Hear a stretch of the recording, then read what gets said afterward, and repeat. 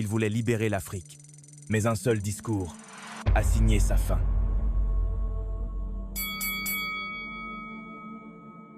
Mesdames et messieurs, voici l'histoire d'un homme qui rêvait d'un continent uni et qui a fini traqué comme un fugitif.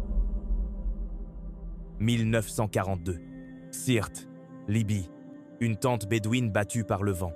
Mouammar Kadhafi naît dans la pauvreté. Un enfant du désert. Mais ses yeux brûlent d'ambition.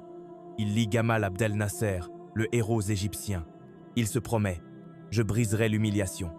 Je rendrai sa dignité à mon peuple. » 1969. À 27 ans, il passe à l'action.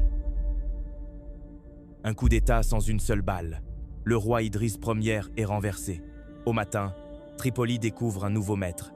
Un jeune capitaine en uniforme vert déclare « Fini la corruption. Fini la soumission à l'Occident. » Et le peuple y croit. Les premières années sont un miracle. Le pétrole finance tout. Écoles gratuites, médecine gratuite, maisons pour les familles pauvres. La Libye devient l'un des pays les plus riches d'Afrique. Mais derrière cette prospérité, une autre réalité s'installe. Kadhafi ne partage pas le pouvoir, il le confisque.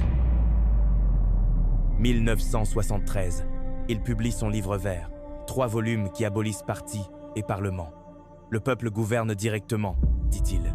En réalité, tout passe par lui. Ces comités révolutionnaires font régner la peur.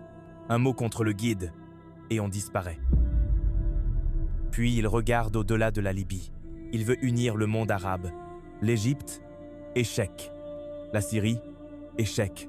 La Tunisie, échec. Alors il change de stratégie. Il se tourne vers l'Afrique. Et là, il rêve plus grand que jamais. Il finance des routes, des hôpitaux, des universités.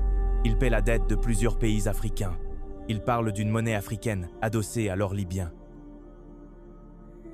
D'une armée commune pour que l'Afrique n'ait plus jamais besoin de Paris, de Londres, ni de Washington.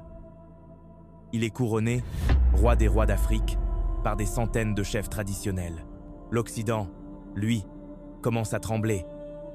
Mais avant ça, il y a Lockerbie, 1988.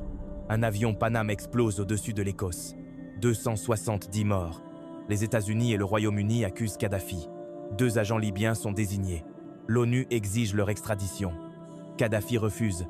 Jamais un Libyen ne sera jugé par l'Occident. Résultat, sanctions, embargo, isolement total. Pendant 10 ans, il résiste. Mais l'économie s'étouffe.